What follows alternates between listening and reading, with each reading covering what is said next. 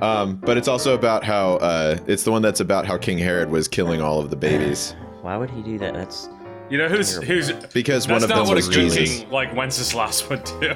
no, it's not. Yeah, good King Wenceslas took off all his clothes, ran out into a storm, and fed some homeless people like food. a boss. Like a boss, and like he made fires and Probably shit. hammered at the time. Hell yeah! That's why he's my boy. Drunk on mead. His servant was like, "What are you doing, sir?" He's like, "I'm gonna feed all the fucking homeless people." It's Christmas, you fuck. It's Christmas, damn it! That's why he sounded like, "It's Christmas." My name's Good King Wenceslas.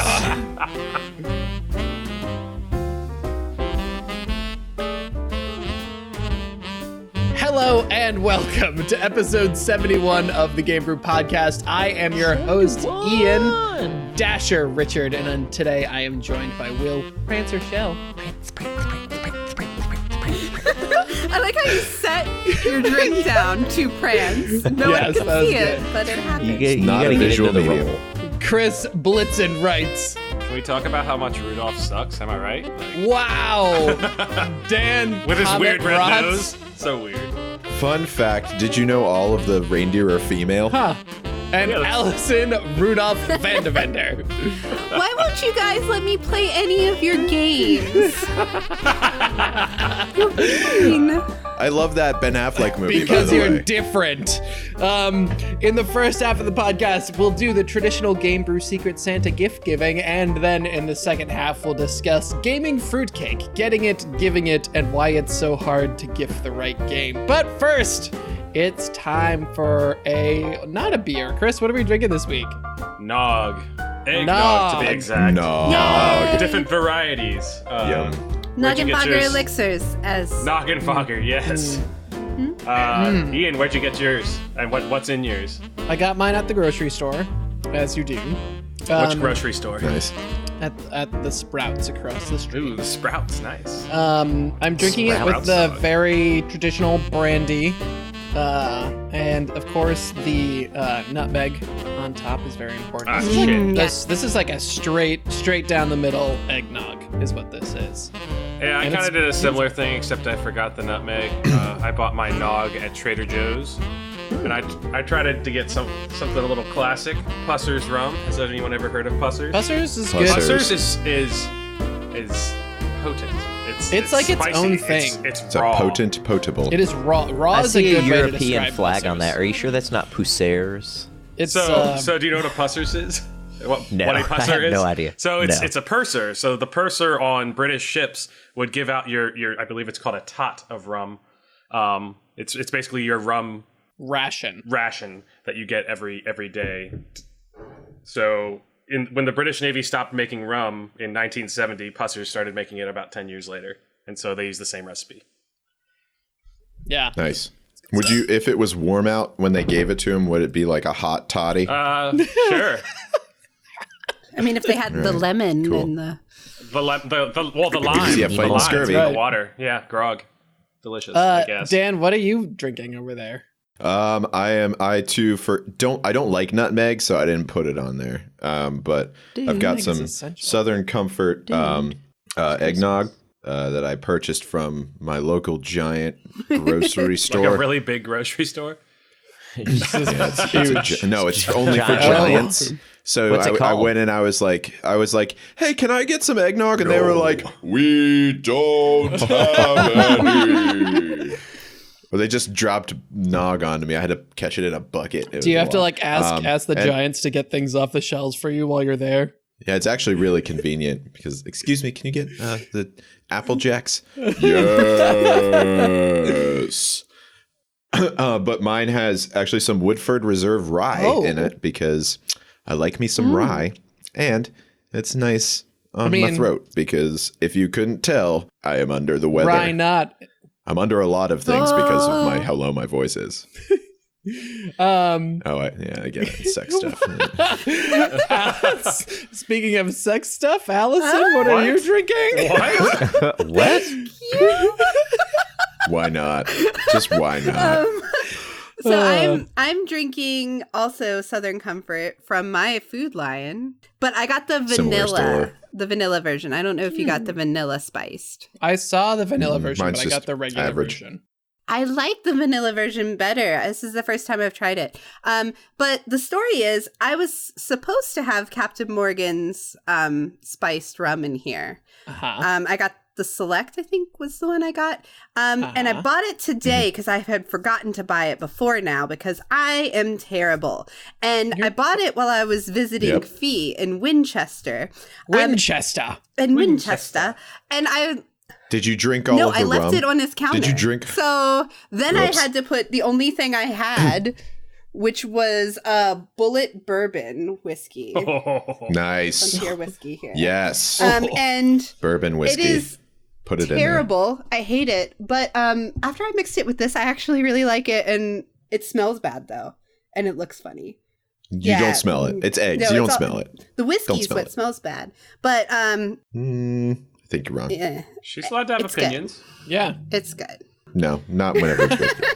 I'm not a whiskey drinker. I'm sorry. This is new to me. Get on my level. I do appreciate me a whiskey. So I'm glad that you're enjoying that eggnog. I am actually. I have been playing this game this week that I really want to talk about. Oh, do you want to talk about games that we've been playing?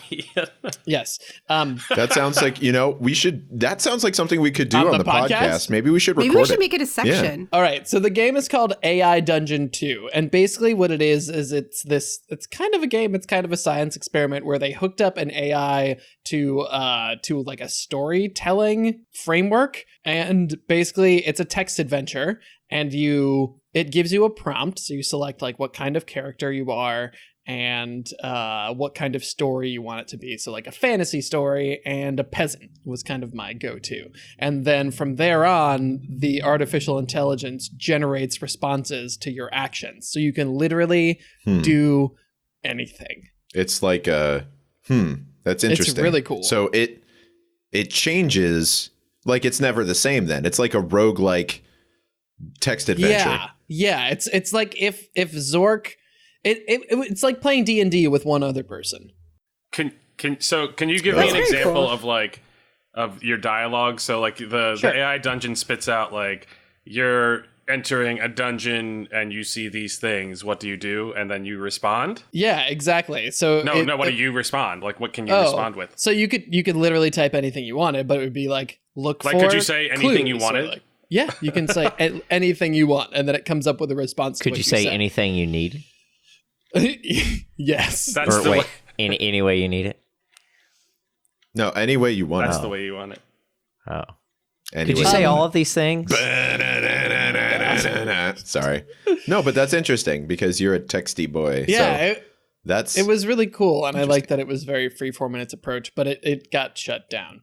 What do you mean it got shut down? Oh. Well, it got shut down because it's incredibly expensive to host because it's very resource demanding. Like you would need like a 12 gigabyte video card, like a 2080 Ti to run this thing natively on your computer because it takes up so much processing power. Oh, yeah, if it's an AI, it's a huge that makes AI. sense to me. So is that the one that it's you really shared? expensive to host. Yeah, so it's really expensive to host. And the creator had to pull it down, but they're trying to get a Patreon going. So if you like crazy experiment things, go give to the AI Dungeon 2 Patreon so it can come back online, please. I want this to become what dating simulators are also. Oh, well, no, you totally could. Like it happened. No, I'm really just saying like now. one of my stories was like started with like a girl in a field and I was like, say hello to the girl, and it's like she smiles and winks at you, and I was like, okay, this is getting weird. And it's funny. It's funny. You can tell the computer has learned from like people. I take off my pants because it would be able to handle things like that. Like it would know what to do with I take off my pants, but it couldn't handle things like what it couldn't handle. Like I read her poetry and take her to dinner. And then it would be like, okay, you meet someone else at dinner. Ian, you are the cutest thing AI I have biased. ever seen. That is adorable that was your answer, and I love it. And that is so Ian. I also spent a fairly significant amount of time trying to break the AI or trying to like teach it how to reason outside the bounds of telling a story. So Stop trying to start Terminator, damn it. So I started trying to convince it to talk to me, and then I started trying to teach it code inside of the sim so that it could run its own code. Oh my gosh. So you're trying to literally just make things sentient. Why are you doing this? Hold on. Sorry. I'm going to cough real quick. Recode. Nerd. So basically I got to the point where I was saying say 0 if you understand me, and then the computer just generated the next response, which is 0 0 0 0 0 0 0. And I was like, great. Say yes, say 0 for yes and 0 1 for no. And then I get a notice underneath that says, this action caused the model to start looping. Try a different action. Oh my gosh. There were stops put in there to prevent people from doing similar things, it seems. But very cool project. Wow. I'm glad that they thought those things through, because that could literally crash everything. So that's awesome. Maybe.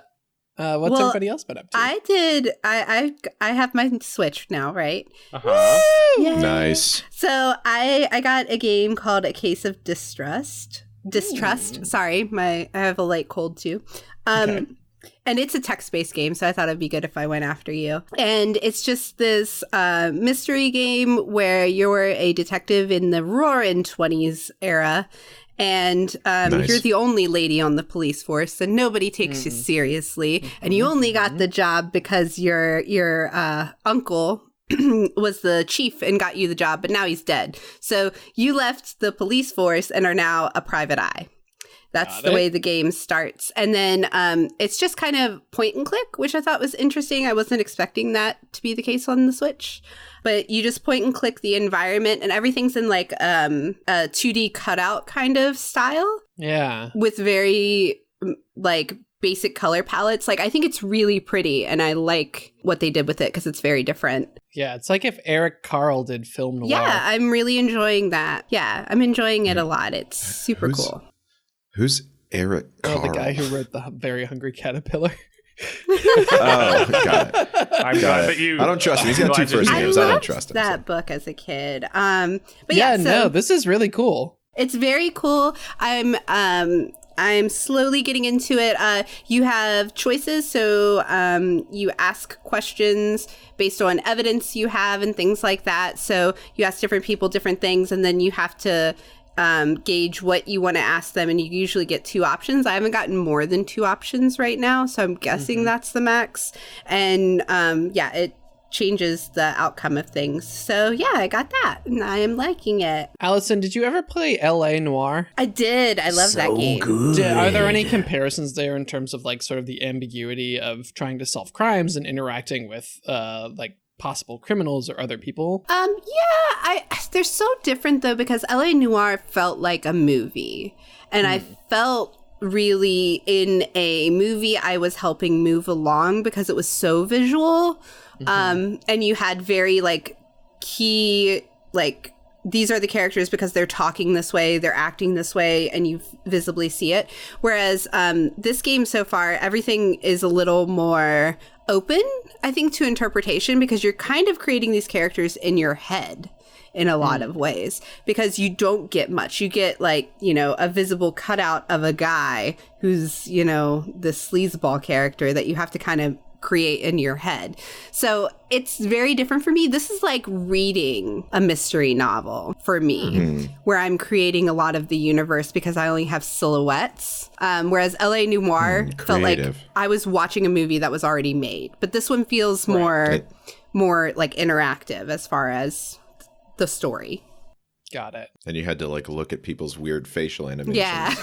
So, no, I didn't see him at all. Eyebrows looking around. I was so bad at judging whether people were telling me the truth in that game. That was a really hard game to do that with. I thought so. It was a little exaggerated, which is kind of why it was just he might avoid your gaze if he's not telling the truth. He's looking. Have you ever seen the where they amp that up to 200% or something? The facial movements.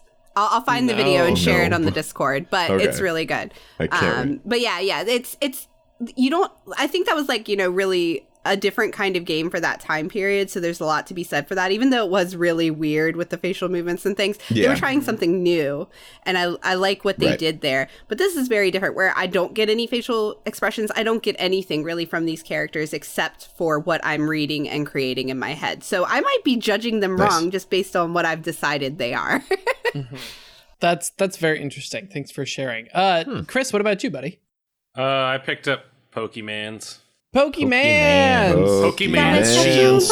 I've heard generally good things. You know, I heard like some mixed stuff at the beginning when it first came out. People were, generally cranky that you can't actually catch them all in this one. Aren't people always cranky? The Pokedex has been not reduced. Right. So it's like 450 or something. The story like for this is that like way back in the beginning of the development of Pokemon games that they were planning on keeping the same Pokedex consistent for the whole time, right?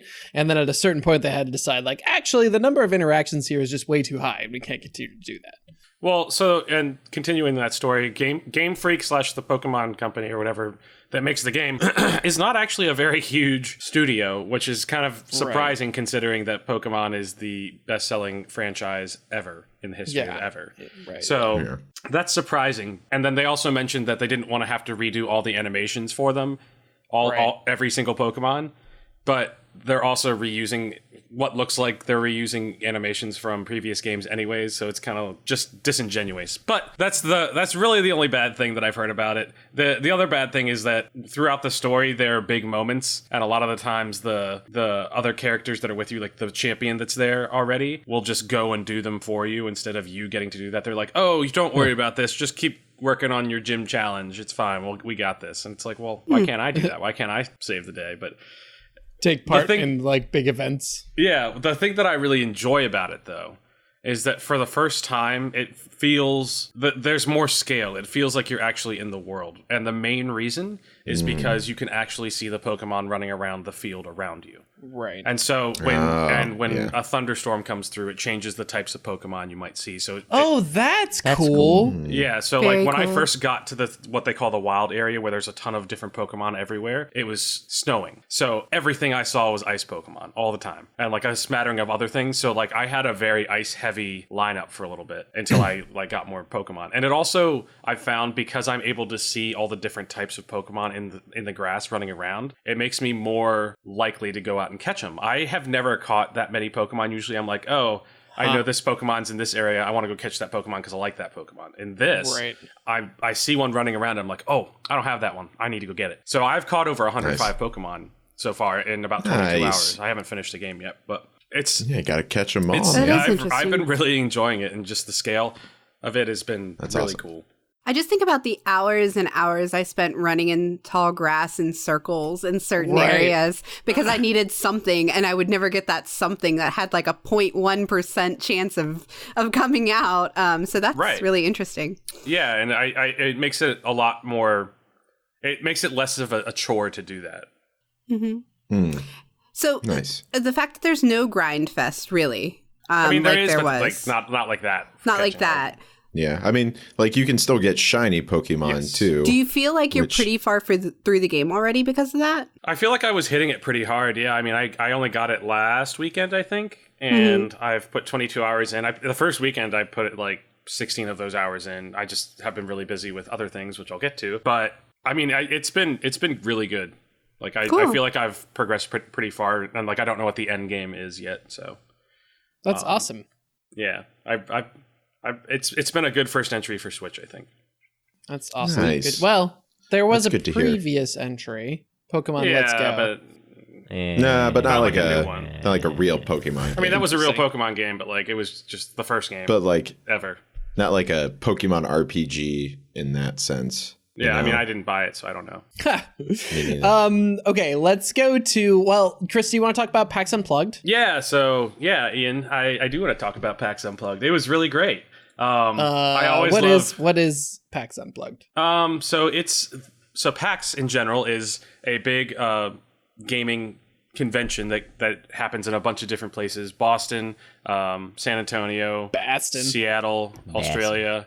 And in Philly, in the winter, they have PAX Unplugged, which is their They call it their analog gaming event. So it's all board games, card games, role-playing games, all those types of things that you play with dice and pens and paper and that sort of thing. I went with my girlfriend and my good friends Brian and Geraldine, and we played a bunch of board games. We weren't able to see a lot of other things just because my girlfriend broke her ankle, so her mobility's been a little slower and more difficult than usual. So we kind of just hung out in the expo hall. But that made it so we played a ton of games. Some of my favorites were Carcassonne I'd never played before. Ooh, Carcassonne is good. Very good. What is the Carcassonne? So, what is the Carcassonne? No, like, what is that game? I've heard of it, but I don't know what it is. Yeah, so it's basically you're explorers in a new world, and you start on one area, and each turn someone places a land tile that corresponds to the previous land tile, and basically you have a meeple, or like a little explorer guy that goes into like a grassland, a mountain, or a body of water, and you claim that basically, and you get points for different cities and different things cool. as you continue to explore. That's cool. It's a really cool game. I'd heard really good things about it, so I wanted to check it out. Azul. I don't know if anyone's heard about Azul. Azul? Yep. I think I've also played that, but yeah, talk. So basically that game is you have tiles and you're trying to create a mosaic, and there's different ways to score more points for different ways of creating your mosaic. Whoa, this is neat. No, I actually haven't played this, but it has a really cool, like, it definitely, the aesthetic is very Mosaic. Yeah, it's a pretty game. Yeah, I found, and both of these games are games that are pretty easy to start playing, but are complex in strategy. And I'm starting to realize that those are the games I am drawn most to. Similar to like Ticket to Ride, Settlers of Catan. Were there a lot of sort of like I don't want to say like the deception games there? I feel like those have been really popular lately. Like, what is it? One Night Werewolf. Secret the Hitler. And there's a ton of them. I don't like them that much. Okay. But Dan's personally. I'm a very sneaky boy, so it's I prefer my favorite my deception in strategy, I guess. Okay. But yes, those were definitely very popular. I had a friend who he was hanging out with us for a little bit and then went off and played Secret Hitler. Nice. But yeah, I played a new card game. Yeah, that's what happens with board games. They're addictive. Games. I also bought a bunch of those cards you're about to talk about. Well, oh no, I was out shopping for Christmas presents, and I was walking past some Magic cards, and I bought some. Yay! What did you buy? So I have a black deck. But also I got a new game called The Binding of Isaac. Oh, I love the Four Souls, which is kind of it's based on that. It's pretty cool. We'll have to play it eventually, and then I'll talk about it on here. Bring it to MagFest. I love board games and card games. I will bring it to MagFest. We can also play it on Tabletop Simulator too. Great. Tabletop Simulator 2. The simulation. Dan, no, actually, I want to go to Dan last. Will, it looks like you've been playing something new this week. Yeah, Mortal Kombat 11, which is new to me. What console or what system? PS4. I actually had a family member who bought it and didn't like it, and just like threw it to me one day. I was like, "Merry Christmas, here you go." It's super cool. Granted, this is coming from a person who hasn't played a Mortal Kombat game in like a decade or more.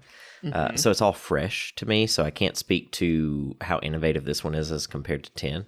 But it is really fun. The combat's fun. It feels not like a button mashy game. As a matter of fact, I started out trying to just mash buttons and win, and that did not work very well. Mortal Kombat is definitely one you can't do that on. Technical, yeah. Yeah, I found myself having to go through the tutorial system, which is actually really well done. It's fast-paced, and I would recommend doing it a few times to really get the foundations down, but super helpful. And then the campaign is really like has anyone here played it? No. I played 10. I didn't play 11 I would assume at all. from the looks of it, this is a lot like 10. Like, the campaign is enjoyable, but it's a whole lot like watching a movie. Like, I find myself putting the controller down for like 8 minutes or more at a time, and then all of a sudden it's like, okay, you're fighting now. And then I pick up the controller and I fight, and then I put it down and I watch the movie some more. And, that's cool. Which is, it's different. It's not, I don't like it, that part as much, but I do like the combat portion. Well, I mean, it is kind of, that's how they get the story in there. Otherwise, it's just a fighting game. Yeah. So it's gotta be, because this one has to do with time travel, which is, where things usually jump the shark for me as far as as far as like story goes. Whenever they're like, we made a bunch of stuff, but we're just gonna screw it all up because time travel. Sweet Babies, is it violent? Shout out to Heroes Season 2, you bitches. It is the most violent thing I have ever seen in my life. Oh yes. Oh, fantastic. God, I love it. Like, I was shocked actually. Like, I knew Mortal Kombat was a violent game, but I haven't played it in a while. I was like, oh my God, they do this in games now? This is okay. Yeah, exactly. I was going to ask, have you felt like you've found a favorite character? Or No, not yet. I'm a Johnny Cage type of guy. All right, Dan, let's talk about some tiny indie game by some unknown developer for a minute. See, you always say that, and it always makes me like, listen, just because I'm on the forefront of gaming news and technology, you are, Dan, doesn't mean that I don't care about indie developers. I have lots of indie games that I love. I'm actually really glad you picked this game up because I think the rest of us were too chicken. So yeah, you were. I'm you not. Fucking pussies. I mean, I'm interested. I just have other stuff I'm doing, like Pokemon. So, just so I can say what we're actually talking about is after we recorded the last episode, we talked so much about Death Stranding that I literally couldn't not buy it. I had to play it because I needed to know what the hell everyone was so divided by. And I understand the division because I can see, like, first off, I talked about how there's this whole stick versus rope mentality that Hideo Kojima used to kind of develop this game, where there's humanity developed in two different directions. Stick people with tools, like when tools were created, people use sticks, people use ropes. Sticks keep people away and keep things away. Ropes bring people together. Yeah, you pull things towards you. Right. So this game he created is developed on the theory of like strands or ropes and like connecting people. It's basically the whole plot of the game is you are trying to connect all of these different settlements because there was this cataclysmic event called the Time Fall that happened, or the Death Stranding is what actually happened. And it was caused by this stuff called the Time Fall, which is rain that makes things age aggressively. And whenever this Death Stranding happened, it basically just everything was effed. So you spend the game, you're trying to connect all of these settlements across the United States, trying to build the United States back into the UCA, or the United Coalition of America. And so, yeah, it's very interesting in one, just the mentality of it. Like, it's not about like killing stuff. Like, that's not the goal. The goal is to deliver things to places and bring people into this network, and so that they have shared resources and can and talk to each other. And that's how you get like upgrades to your delivery system. You can carry more stuff. So that's basically the story of it. Are you having fun with it? Yes. When you see videos of it, it's not necessarily the most like telling thing, just because, it looks like you're traveling from one place to another delivering boxes. But there's so much like strategy and thought that's involved in having to get those things from one place to another. Like, it's like, okay, I can't pick up this thing because it's going to make my weight too heavy, and I don't have enough stamina to get over this building. So I'm just going to leave it there. Or it's like, I'll pick this thing up and tough it through because it's a lot of resources that I can use to go back and get more stuff to kind of upgrade this area. I thought you didn't like walking simulators.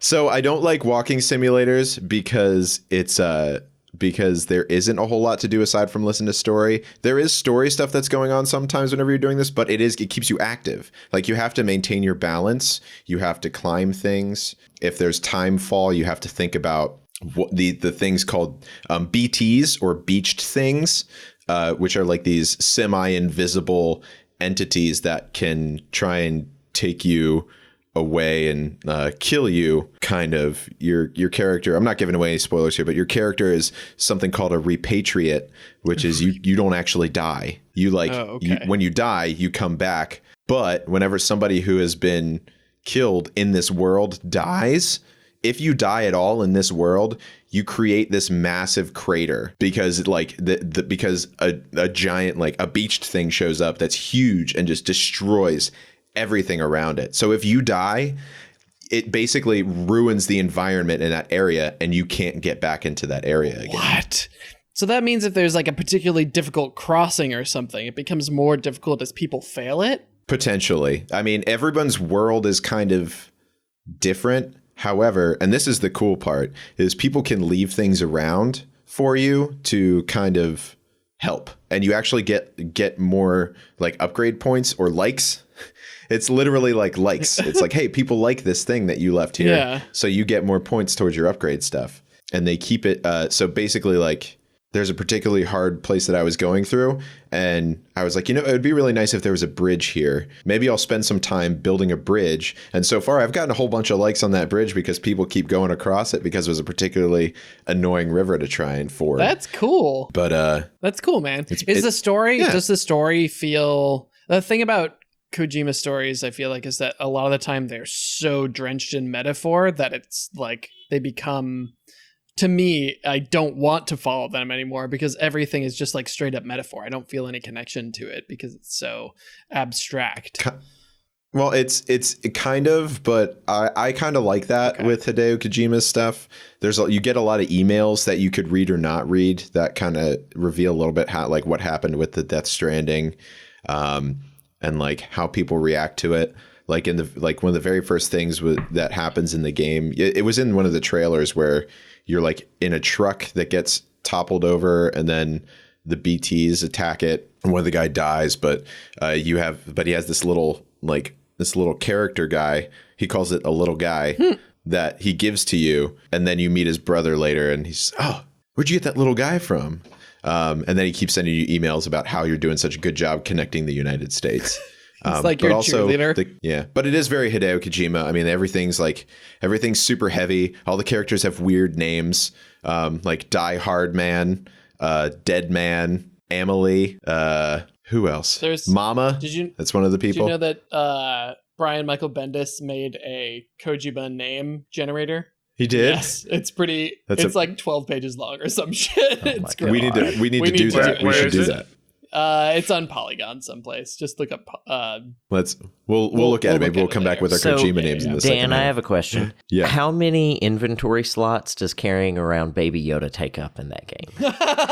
Like, is it a substantial amount or? Well, okay, Baby Yoda or the BBs, which help you detect beached things, it doesn't take up any space, but that has a lot to do with the story. So I don't want to reveal a whole lot about it, but basically you do have to spend time like taking care of this thing. If you fall over, you have the potential to like kind of hurt it, so you have to calm it down and like rock it, like if you look at it. Yeah. It's pretty cute. Like the thing is super cute. It's a cute little baby, and it's nice to have, especially because sometimes it's real scary. Interesting. Okay, Dan, thanks for talking about Death Stranding. I'll probably be talking about it for the next like 4 weeks. I'm looking forward to it. Okay, shall we do can we cue the sleigh bells here? Can we get there they are. Yeah, sleigh bells. Yeah, there's their sleigh bells. That's but good. Just so you know, remember whenever I said like probably like 3 episodes ago, I told you the mandatory fund commissioner is staying with me. Yeah. Mm-hmm. Yeah, I'm sick right now, but he's way more sick, so I locked him in my bedroom, so he can't get out. Okay. Is that why he's not texting me back? Yeah, his thumbs don't work right now. Ooh. What the hell is he sick with? It's fine. Leprosy. Oh God. But he did tell me that we're doing a Secret Santa, so I've got this sack of gifts here, I guess. Yay! So all right. So I'm a secret Danta, am I right? That's the episode title, everybody. Right. And reach into the bag. Here's the present rustling noises. Nope. Oh, all right. Looks like this one's for me. Oh, and who's it from? It's from. Oh my God. Sorry, I had like a random thing like start making noise on my computer because I'm pulling up your gift. Oh, is it from you, Will? It is from me. It is from me. That's so nice. What it is. What is it? Oh, man. So I got Dan a game.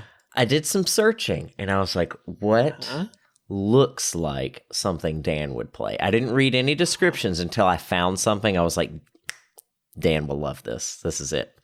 Okay. And it's a game called Oxygen Not Included. Oh, Has anyone heard of this game? Oxygen Not Included? Okay. I played Oxygen Not Included. You've played this it? isn't for you, is it? This is not for you, sorry. Dan. Have you heard of Oxygen Not Included? I feel like I have. It just heard straight of up it. looks like a Dan game. The description is Oxygen Not Included This is is a by- space colony simulation game. Deep inside an alien space rock, your industrious crew will need to master science, overcome strange new life forms, and harness incredible space tech to survive. And possibly thrive. Ooh.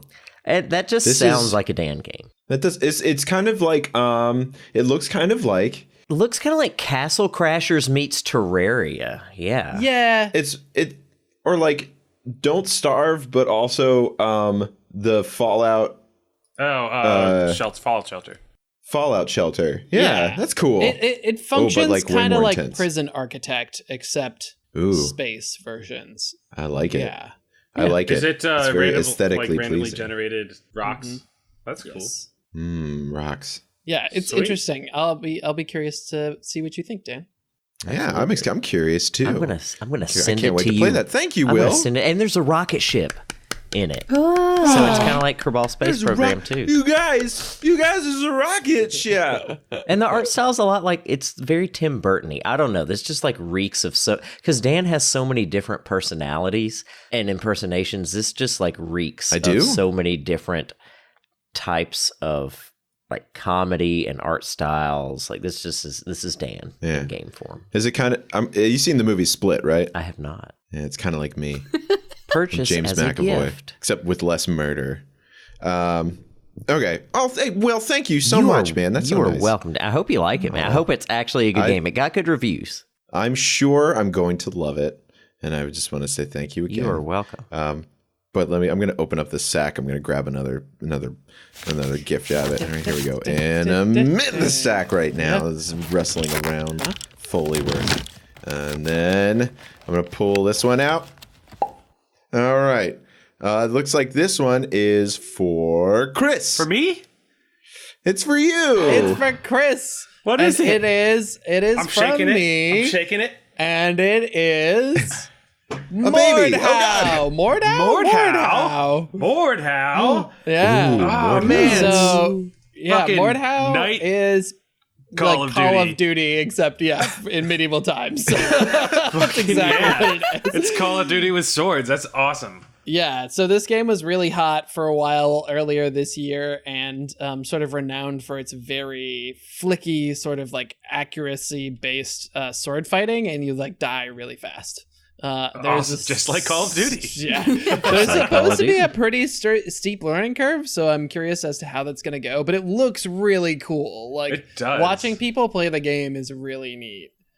No, Very this looks cool. awesome. This has been on my list for a while, and I'm really excited to. Yeah, started. and it looks like they've been doing a lot of sort of quality of life improvements with it. Like it used to be a little bit janky. That's Now good. that I'm looking at it, it like doesn't look so janky anymore. And it's really skill based, which I know, like, you know, Chris and we like to play a game that is very skill based and with swords, and then so I felt like this would be a fun thing for him. Yes, Nice. and I'm gonna get the biggest honk in his sword I can find. I have no doubt. There are some big honking swords in there. So Oh my God, you see other that people guy need had to a get this big to play with sword. Yeah, we'll have to figure out how that's gonna work. me.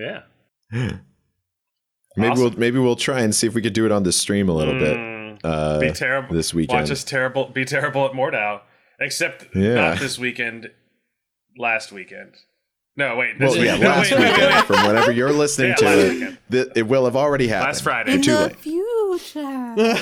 In the past. In the past, the future somehow is the past. Yes. Oh yeah. Whoops. Very meta. Speaking of the think. passage of time, Dan, shall we continue down this merry road of choosing? Oh yeah, gifts? sure. Let me grab this sack. Let's see. All right. Hey, yeah, it's funny. I get it. Yeah. All right.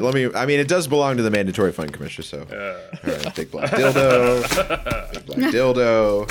Here's a GameCube. Oh, that's mine. What's the Axe body Six spray? pack of Natty Ice. This is 6-pack of Natty Ice and just some Axe body spray. I don't know Half what a this is can. doing in here. Awkward.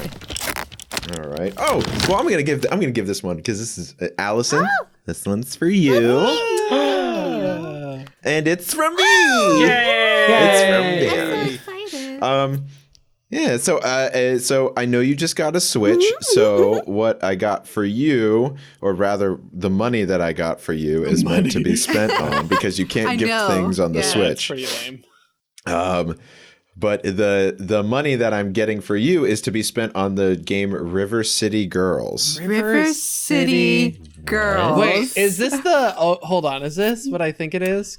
I'm intrigued. River City Girls is basically it's an old-fashioned style 2D beat 'em up game in the fashion of River City Ransom. I love this. But it's like super aesthetically cool. Very. You can play it with a friend, and you play two badass anime girls. Magical anime girls?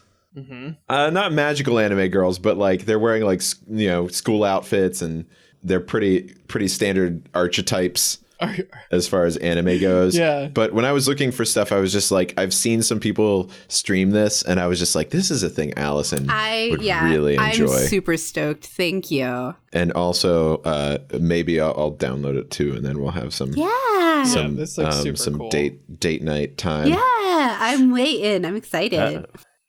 All right. So, Merry Kwanzaa. Kwanzaa. Chris Mahana All right, Kwanzaa. great. Just don't tell the MFC we're having a date night while you're there. He gets mad. No, he got real mad after the last one. yeah. I blocked him on Twitch. We probably shouldn't stream it anymore. We're good. I know. that was the joke. All right. Okay. All right. Here we go. Next gift.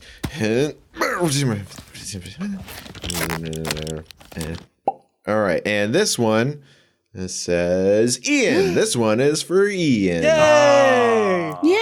Who got that for him? It's a big black. Wait, no, that's just a big that's black me. dildo. Hold on, give me that back. Give me that back. Here's the real gift. How'd that get in there? There's so many in here, guys. I don't know. It's hard to tell what's a gift and what's a dildo. So I got this for Ian. It's pretty shiny. It's because it's gotten a lot of awards. It is Divinity Original Sin 2. Ooh, hey! So this is a game I thought Ian would really like, because I know he likes the stories and he likes the RPGs, and he likes being able to play things with two people.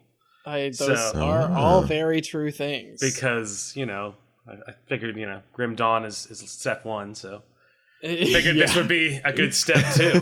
No, this is great. I have actually been almost picking this up for a long time, so now I don't have any more excuses in terms of why I'm not playing it, which is great. I love that it is like it's almost AI simulator levels of open in terms of what you can do, which is pretty fantastic. Yes, nice. I'm very excited. I also heard picked that. it up It's because like- I wanted to play it, so we're gonna play it. Yay! Are we doing a duo run? We could. We I'm could start down. it. We could start it. Yeah, let's start it on Last the Friday. stream. Friday. Let's start it. Let's start it last Friday. night. We danced on that's amazing. tabletops. Let's not do that on the stream. That sounds like a bad idea. I've only got this little tiny card table in here. It might break if I do that. So. Are there any more gifts in the bag, Dan? Hold on. Let me through. The gift of friendship. Here's this last one. I just got to reach down into the bottom of the Is bag. it deep in there? There's so something deep? sticky down here. I don't know what it is. Deep in the sack. All right, here, and this one says it's for William. Oh, you might want to wipe it off a little. Sorry, Will. Yeah, just wipe it. Okay, that's from me. So I think you're really hard to buy for, by the way. Yes. Can Yeah. confirm. How am I 'Cause- difficult to buy for? You have no idea. I was in turmoil about this for a really long time because you're the kind of person, first off, that when you want something, you just get it for yourself. Yeah, I do. I So- absolutely do that. Finding something for you that I think you'll want but don't have was next to impossible, because everything I thought, I was like, maybe this one. I looked at your Steam library and was like, just kidding, he has it. Molly actually So- has me on a ban from buying any games right now until Christmas is over. Man. Well, you have one that I got you, so I'm going to. What is it? I got you Inside for the Switch. Inside. So I don't think you would ever buy this for yourself. I don't know this one. But I think it's something you might like. You've been digging puzzle games lately? Yeah. So this is a puzzle game platformer, really pretty. It's by the people who made Limbo. Okay. And I just think it looks really gorgeous, and I want to see if you like it as much as I think you will. Plus, it's on Switch, so that's mobile for you. That does look like Limbo. There are a lot of things. With you. This is a good. Allison, I support. You did a really great job. It's like a little bit spoopy too, and Will kind of like spoopy games. Okay, not cool. Too spoopy. I'm excited about this. Thank you so much. That's awesome. You're welcome. I'm gonna play it tonight, laying in bed. Yay! Or whenever. Nice. I just love the gift giving season, the holiday season. It's great. 'Tis the season for giving gifts. 'Tis the season. What I love about the holiday season is giving great gifts, but the crappy gifts are the games that we're going to talk about in the second half. So stick us. Stick How much us. nog have you had, Stick man? with us like fruitcake sticks to your ribs. Oh, so stick with us. We'll be right back.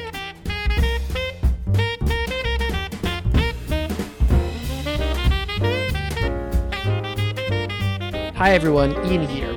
Usually during this little break between the sections of the show, we take some time to do some shameless self-promotion.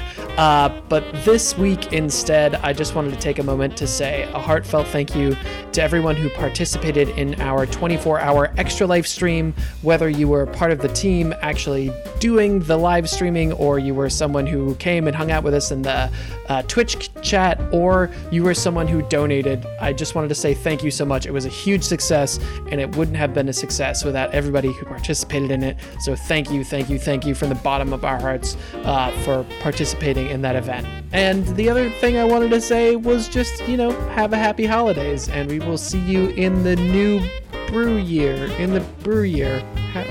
Happy brew year, everybody. All right, here's the second half.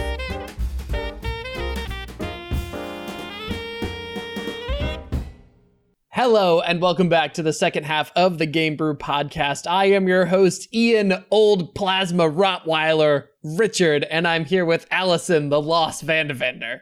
That's me. Dan, the singing salesman Rots. Buy this printer. Chris, Laugh Jacket writes. Haha, you're warm? Haha. And Will Kojima Shell. I am Kojima? That'll do, I think. I am Kojima. Those are our Kojima names because we talked about it. Yeah, because we talked about it. We did it during the break. It's a surprisingly thought-intensive little quizzical there. Oh. Yeah. We're gonna put a link to that in. We'll put a link to it in the Discord. Yeah, in the Discord. Sure. So join it at bit.ly/discobrew so you can find your Kojima name. Mine makes me sound like a really cool Dark Horse comic, like villain or hero. Yes, be honest. or both. You could be like one of those people who's kind of in between. Anti-hero. Yeah. My favorite. I'm basically Professor Harold Hill from The Music Man. Basically, yes. But that Which seems is to on fit just brand. fine. Yeah. It's pretty good, yeah. How's the Noggin Fogger elixir treating everybody?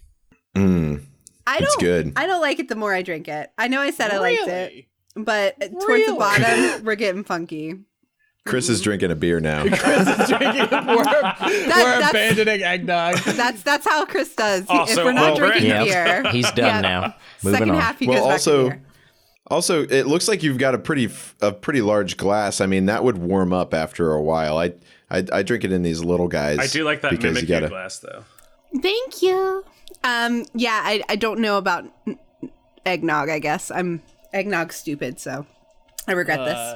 Yeah, I don't know. Bayoneting the end of the nog maybe is a little bit. It's done. Not I did the it. Best idea.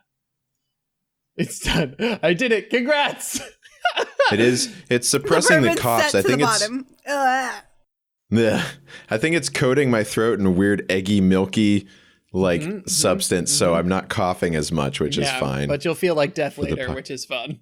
I'll just feel like I'm full of eggs and cheese or whatever. Oh man. So second half of the podcast, we wanted to talk about what it's like to receive a fruitcake of a video game. We have all been there. Either someone gifted us a game that we had to pretend to like, or we were conned into buying a game that wasn't a good fit for us, and then we were kind of stuck with it. I want to go, who's got a good one? Like, who's got one where they had to receive a game or they have a game that they're like, oy, I don't know about this. So I just got this game called Mordout. No, I remember growing up, my grandfather used to get these magazines that I guess a lot of old people got that just had knickknacks and stuff for people to get. And one of them, I guess, was like this really cheesy, like you could see through it, and it was like a little portable gaming machine that was like trying to be a Game Boy, but was definitely not a Game Boy. And it basically it was like 9 games in one, and it had like shitty Tetris and shitty Snake and like it was not great, but like I think I got 2 or 3 from him like when I was a kid, because he knew I like video games. And I just had to like pretend I was happy, and I felt bad because like I definitely it wasn't really doing it for me, but like he was. He What's tried. It's the thought that counts. Yeah, there it is. Yeah. Mine's very similar because my grandfather always would do the same thing. He'd like get us kind of kitschy, interesting little handheld game things. And they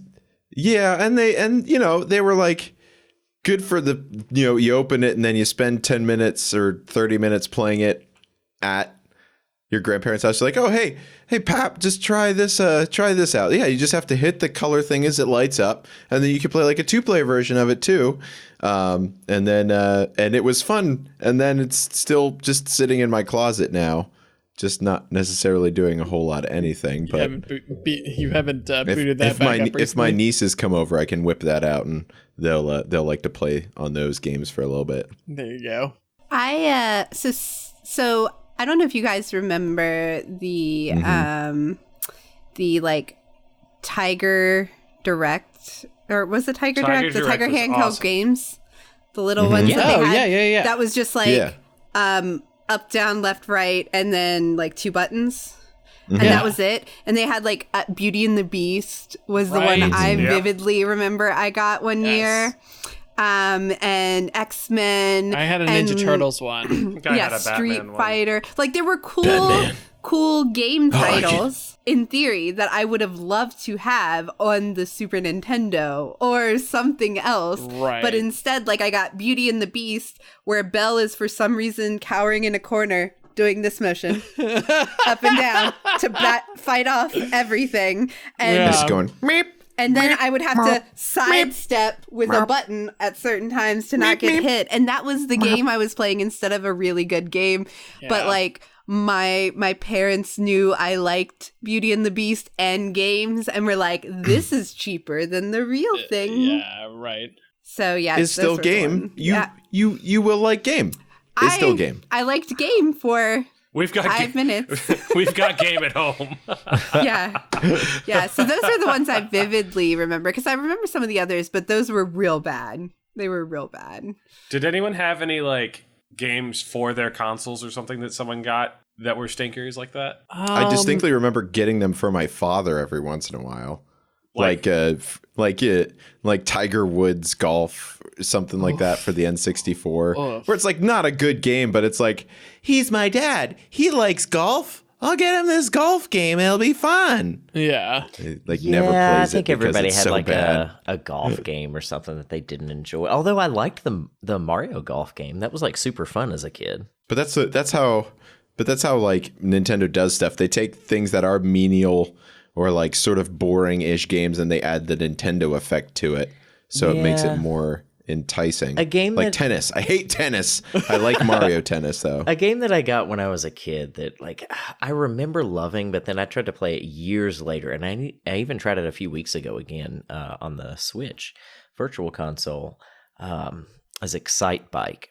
I love Excite Bike. Like, see, that's what I thought too. But it's like, go back and play it. It's like one of the worst games I've ever played. It's terrible.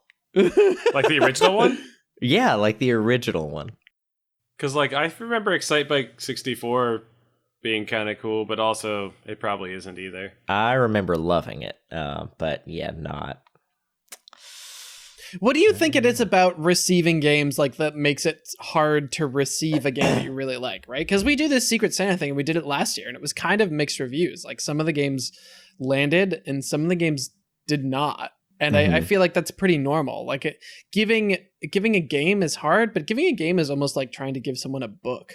Like, it's just hard to make a book stick. So I am not a huge fan of giving Christmas presents. Not that I don't like the tradition and all that. I just don't like feeling obligated all the time to Mr. give a Scrooge. present. No, here's why. No, if I like Corgi being butt. out in the wild. I like going about my day, and I go into the store and I find something and I see it and I'm like, that is it. That is it right there. I'm getting this for that person. Yes, I did. We did that for Allison. We were at Home Goods and we found a blanket. This one. It was With a corgi butt with on a it. corgi, and it was Spooky. Halloween. It was a spooky corgi Halloween blanket, and I was like, "We're getting this for Allison." Shake your boo thing. So what are you saying, Chris? That like that video game storefronts just aren't what they used to be, and that it's No, hard to be I inspired think- by them? Or? I think that it's hard when you're forced to buy a present, when you're obligated to buy a present to find the right present. It doesn't work like that. You get the right present in a spur of a moment. Like you come upon it and you're like, that's it. it's a very Right. zen approach to finding a present. Yeah, it's in a perfect world. The present finds you. You don't find the present. You know, It's like finding love. Well, I don't know what that's like, but sure. But yeah, because it's like you can't just get something that speaks to you. I mean, I know. Oh, they might listen to the podcast. I'm not going to give away who my family Secret Santa person is, just in case they hear this. But whenever I'm like searching for that, it's almost the same thing. It's so hard to be like, all right, I have to go find it. Or my nieces. That's always a good one too, where it's like, all right, finding a present for my nieces.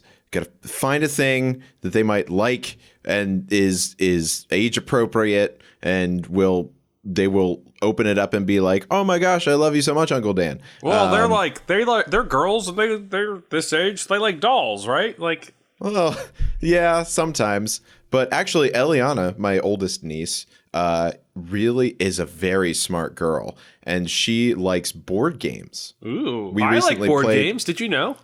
I did. Actually, this should go in the first half of the podcast, but we played a game called Mole Rats in Space. Mole Rats in Space.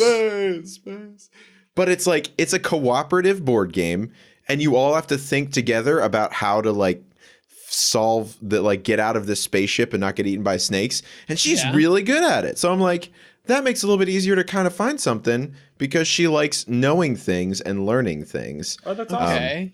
Whereas my other niece is too. Sorry, dolls Dan, and dresses. Can I get you to condense that advice down into a single point for gift giving this holiday season, and then we'll go to Allison? Yes. Get the gift.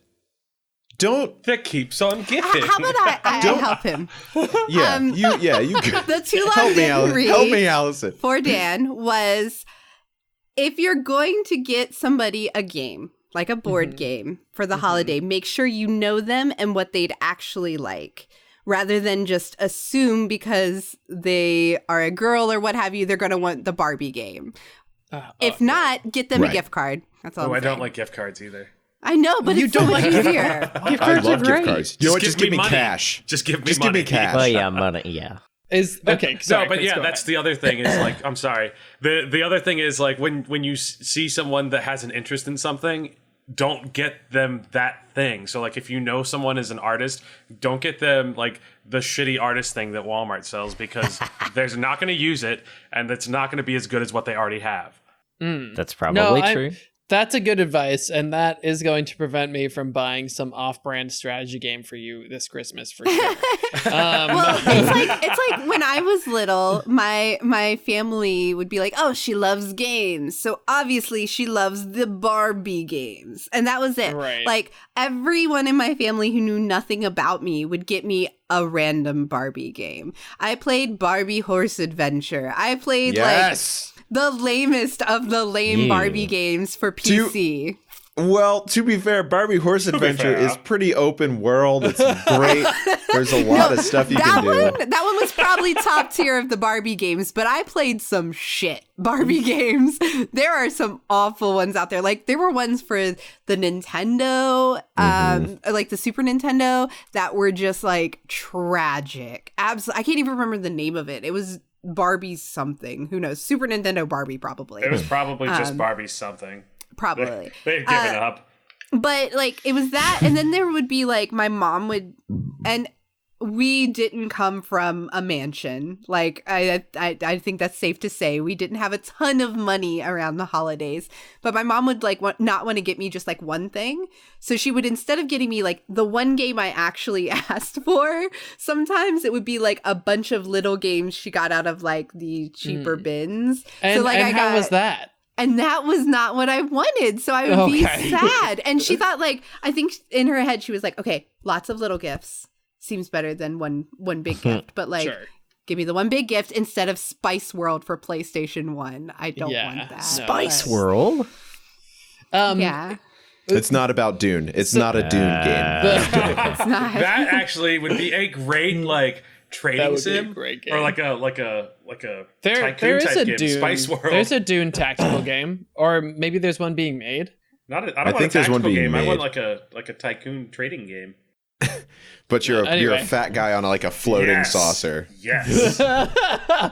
And also Sting is there for some reason. Do you think there's something to the kind of Allison's point? Do you think there's something where like people are sort of imprinting what they would want on what they give you? Like, have you found that in your gift receiving that like you sort of get from people what they themselves like? My dad one year got us Bourbon. a steering wheel and pedals for the PlayStation 1. Which is kind of awesome. Which is what he wanted. Yeah. Which is fine. Like, I mean, come on. He got me the PlayStation 1. I don't care, right? Like, I had a great Christmas. But I just thought it was funny that was part of it. And I looked at him and I'm like, is this for us? And then he installed it. And like, he cut out like he built a wood shoppy piece so the steering wheel would fit exactly in it, right on the desk underneath. Like he had a whole setup he made and loved his driving games. But yeah, that was definitely for him. I'm personally guilty of this. I kind of do this a lot so here's why. I find that I do this because I want to share the things that I love with people and also do those things with them. Yes. Mm-hmm. For example, Ian got Divinity Original Sin 2. I also bought it for myself so we could play together. Another and we're good spend example. some great quality time together, and maybe that's really the gift. Yeah. Ooh, wow. Chris is went meta. It's friend time. Can I delve deep into the Dan Roth's gift-giving annals real quick? Yes, let's get deep into Dan's gift-giving annals. Do you remember whenever you were kids, like, No. and you were going to a birthday party or something, you go, Mom, Dad, I want to go to Toys R Us. Remember that old defunct store, Toys R Us? I do remember. I want to go to Toys R Us, vaguely. and I want to pick out this gift for Terry, we're going to call him. Terry. Whose birthday party we're Good going old to Terry. today. Yeah, and you'd be looking around, and you'd be like, oh, you know what? I'm going to get him this Star Wars Starfighter. And you pick it up, and you start carrying it towards the checkout, and then you think, I want this. I want this, actually. You know what? I'm going to take this, and then Terry's going to get this other one. There you go. And then he's going to play with that one. I'm going to play with this one. And I just, like, back then I was like, yeah, this is the perfect idea. But I'm now in my head, I'm like, my just being my parents, just being like, oh, I'm the shittiest kid in the whole goddamn world. Oh, that's really funny. The problem that I always had is that I never, like, my parents never, they didn't like discourage us from gaming, but they never bought anything for gaming for us. It was always like, if that's a thing that you want to do, you need to like raise the money on your own and then go buy it. That's a good thing, though. Yeah, it wasn't a bad thing. Just to say, I don't have much experience with receiving gifts outside of gaming related gifts, I should say, outside of the regular Game Brews. Mom and Dad had a gaming gift for me under the tree. every year, and that was really cool. Like, I'll never Same. forget the time I found my N64 before Christmas. Oh, and yeah. then Christmas I think you've was told us that ruined. story before, yeah. Yeah, Christmas was ruined. Yeah. But I never really got any bad gifts from them, to be honest. I mean, like, Excite Bike would have been a gift they got me. I was just too little to remember opening Excite Bike, you know. Yeah. So. But also, Will, you had Gamer Dad, just like I have Gamer Dad. Yeah, I had Gamer Dad. So you have Gamer Dad too. That helps. Oh yeah, for sure. For sure. We played A Link to the Past, or rather, I didn't play it. I watched my father play A Link to the Past as a kid. Did he have a controller in your hand that wasn't plugged in? Yeah, I was doing that, and he beat it. I watched him beat that entire game. It was really cool. The first Let's Play, everybody. So I remember when I was little, my dad did the whole thing where the year I got the PlayStation 1, he gave it to me. It was wrapped. I was so excited. I was ready to cry. He's videotaping because he's that dad who videotaped every moment of my life he possibly could. And I open it and I'm like, yeah, oh my God, this is just what I wanted. What? He's like, great. And then I opened the steering wheel that was for him. And I was like, oh yeah, this is cool too, Dad. And he's like, yeah, I got a racing game for us. Us. To do together as a bonding activity. But there's only one steering wheel, so you can have the controller. But my dad was kind of into games at first, and then fell out of them later. But I open it, and he's like, all right, open it up. So I open the box, and it's empty. And I am just waterworks. I'm so upset. And he was like, I'm really sorry. Because it was like the hot year for the PS1. So he was like, I got the last one they had. It was on display. I bet they didn't put it in the box. And I'm crying. And I'm just crying and crying. He's like, it's okay. They'll open up. They'll open up in 2 days and we'll go get it. 2 It's gonna be fine. days? And he's like, 2 I left the days? yeah, well, it's the holidays, back when they actually closed for the holidays in stores. Oh my gosh. So I went into, he's like, in the office, just, it's on the computer table, just go get the receipt. I'll have it all ready, so I'm good to go. And I'm like, Yeah. okay. And I go into the office, and he had already set up the PlayStation and the Perfect. steering wheel and everything. But that was like Fruitcake and then not. So Classic I think that dad. counts. Classic Yeah. dad That's a moment. classic It's a dad classic move. dad move. Yeah. Dad moves are great. But So Dad didn't get that sorry. extended protection plan on that, because that's how they They get didn't you. exist back then. So let's go ahead and close out this section with your gift giving advice for this holiday season. So, Chris, maybe we can start with you because I feel like your point has sort of been. Yeah, I mean, I think I kind of touched upon it earlier, but yeah, don't if you know someone's super into one genre or really into a certain type of game, don't get them the watered down version of it. Get them if there's like a very well renowned version of it that they might not have heard of, they probably heard of it, they just haven't bought it yet. So maybe talk to their close relatives and see if they've heard of it and if they haven't bought it yet. Chris says, do your fucking research. Will, what about you? Check the return policy. Unless you know that they want it, make sure they can take it back. Like, anyone listening to this is gonna be savvy enough to like get someone a game or something that they know that they're gonna want, because that's our audience base. But Just in case. check that return policy and make sure they can take that back for something they actually wanted. That's kind Or of maybe they're wise. like me and they bought it themselves. Like, I have a tough time resisting games. And I just will buy stuff on my own and not tell anybody. Allison. So I guess mine's two-parter from what I've said. So one, just don't get somebody something cheap instead of something cool. If you know that they want something and you just get them a bunch of little things, it doesn't mean as much as the big thing. I do that with my mom now. Like, she likes games, but I used to buy her like the little ones too, like she used to do for me. And then I realized I'm doing what she did for me. I should just let her buy what she wants. And now I just give her money or a gift card. And if you do get a gift, don't feel shameful about including that gift receipt. Please include it for the sake of everyone. Nice. And we'll close with last words from Danta. Well, here's what I have to say. Well, actually, here's what I have to say about gift giving, because I'm not a big gift person in general. I'm terrible to buy gifts for because I never tell anybody what I like. And also, I feel like I'm really bad at buying gifts for people in general. But in my experience, the gifts that mean the most are always the things that you continue doing. So a game is great. Money is great. Gift cards are great. But things that you can do together is the real gift. Let's put some like holiday anytime music. that it's something where it's more so a thing where it's like instead of like here's this game you can play by yourself, instead it's like here's something that you can play, but also I'm going to play with you, and so we can continue having a good relationship. Like lovers in a me, dangerous space-time? Yeah, Like co-op exactly. games? Lovers. Yeah. Okay, I just want to say I that is so warm and fuzzy, Dan, and I love everything about it. And what are your opinions on games that Ian's made you play with him again? Hey, what? Doesn't everyone always shame the games that you make? That's true, but Ian just has terrible game choices. That's the only That's what thing. he's doing. He's just trying to share the game. No, but I've time. still had fun. I will always play games with Ian. If he asks me to play them, I will play them with him because I love him. Unless he says, let's play Astroneer, I will not do that. That's a point for you there, Daniel. No, I'll take it. I'm going to take that one right in the chest. Ian, I will play Astroneer with you through the holidays.